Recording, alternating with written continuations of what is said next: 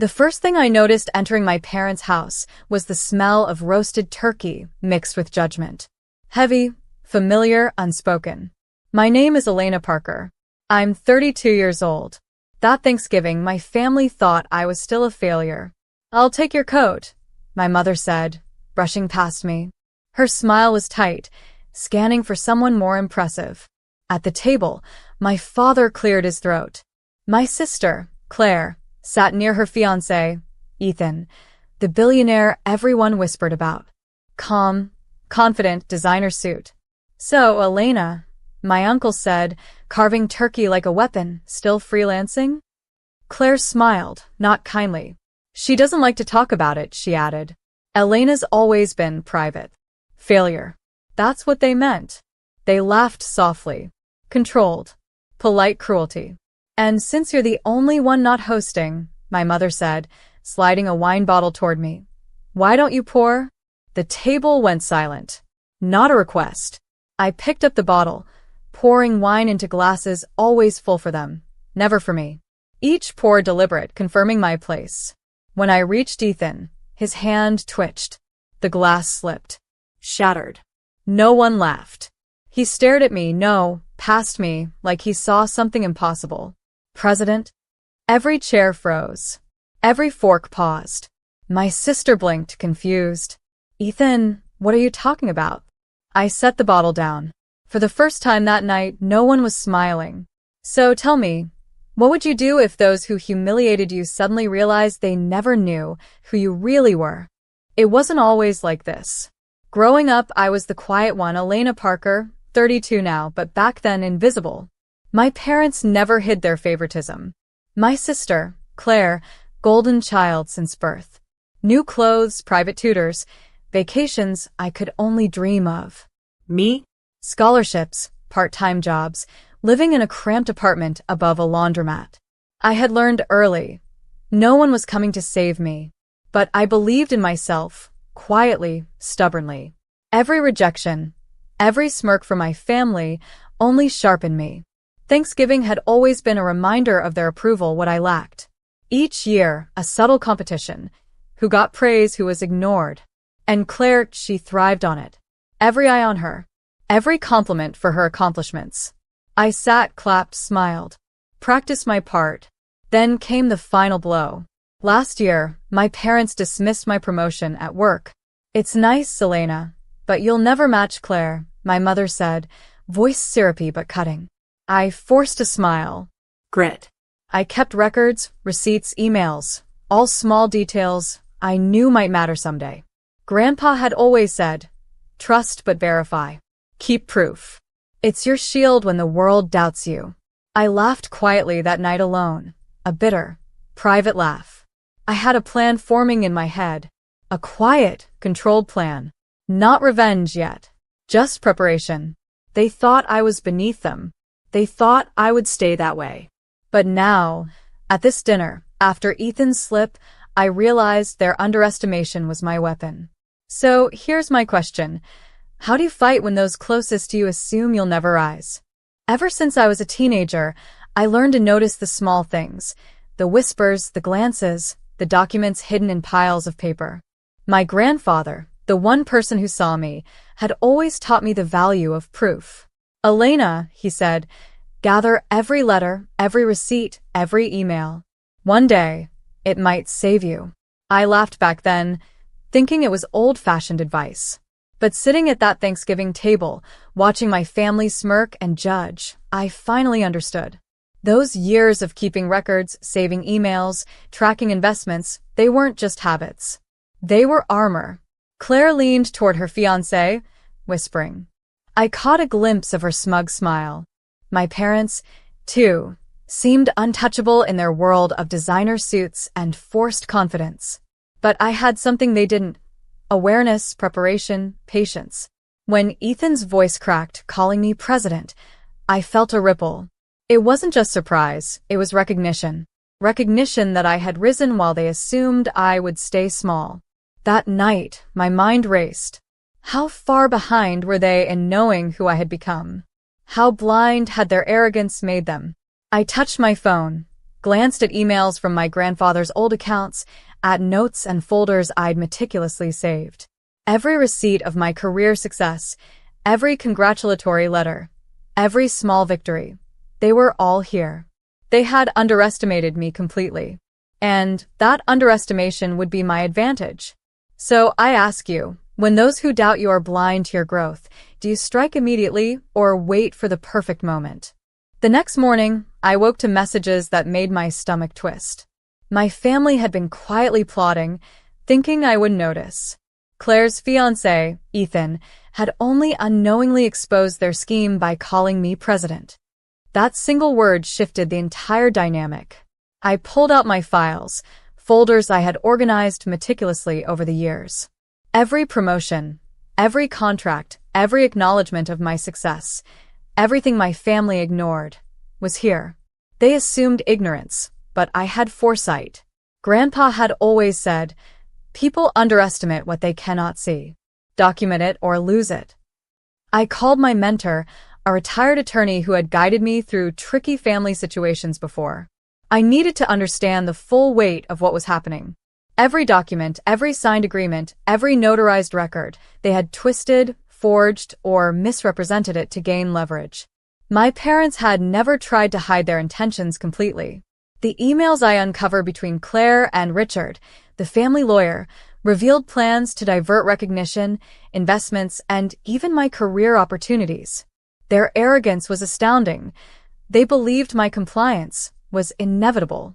Sitting there, holding the proof in my hands, I felt something I hadn't in years. Clarity. Their betrayal wasn't about money. Not just yet. It was about control, status, and preserving appearances.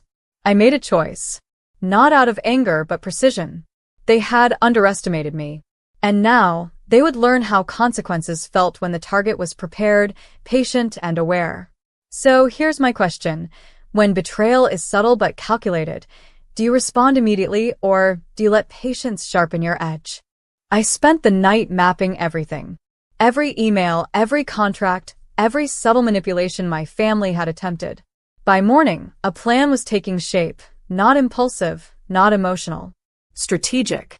I knew Claire's fiancé, Ethan, would attend another high-profile event the following week.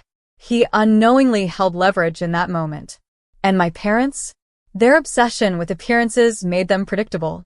I started small. Quietly, I contacted a forensic accountant I trusted. Within hours, every claim they had about finances, assets, and supposed mismanagement was scrutinized. Patterns emerged, miscalculations, intentional omissions, and discrepancies. They had been careless, overconfident. Meanwhile, I set up meetings with key people who had influence over Ethan's business interests. A single call, a casual mention of certain credentials, subtly confirmed my authority and rising power. Every move was calculated. I was no longer the overlooked sibling. I was the observer, the collector of proof, the architect of consequences. Each action forced them into a corner without a single confrontation. That night, I reviewed my grandfather's advice again. Control the information, control the outcome. I smiled quietly to myself. Every shred of documentation, every folder, every email, they weren't just proof. They were leverage. And leverage, when used correctly, was far more satisfying than confrontation. So I ask you, when you hold all the pieces and the betrayers don't realize it, do you act openly or orchestrate quietly for maximum impact? The day came. Thanksgiving felt like a memory, replaced now by the weight of truth and anticipation. I walked into the family estate again, but this time with folders in hand, every document meticulously organized.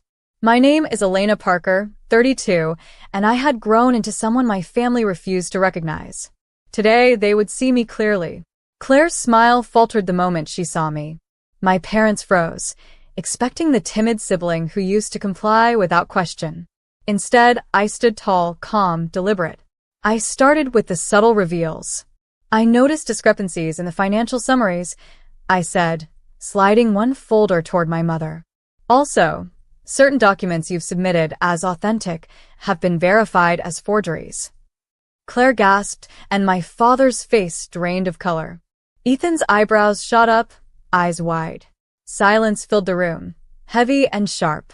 I didn't shout. I didn't accuse loudly. Every statement was backed by records, notarized reports, and professional confirmations. Their plan to humiliate, control, and overshadow me crumbled under the weight of evidence. It was surreal to see them scramble, whispering among themselves, trying to justify actions that no longer had cover. Their arrogance had blinded them. Now, the tables had turned. And I realized something. I wasn't doing this for revenge alone. I was reclaiming control, dignity, and peace. So here's the question. When betrayal is exposed with undeniable proof, do you demand immediate justice or let the consequences unfold while you remain composed? By the end of the day, the atmosphere had shifted completely. My family's arrogance was replaced by tension, confusion, and quiet panic. Every move they had made, every attempt to humiliate me, had been documented and now exposed. Claire's smile was gone. Ethan avoided her glance, understanding finally that I wasn't a sibling to underestimate. My parents sat stiffly, realizing that appearances and control weren't enough against facts, evidence, and preparation. I didn't gloat. I didn't shout. I handed them copies of all forensic reports, notarized confirmations, and professional evaluations. Each folder told a story of deceit, manipulation, and attempted theft of what was rightfully mine. They read in silence. I watched them crumble quietly under the truth. Every justification they whispered to each other fell flat.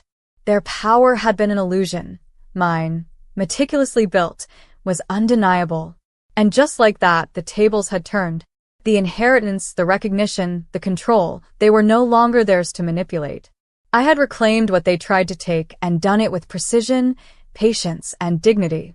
I walked away that day knowing my grandfather would have been proud.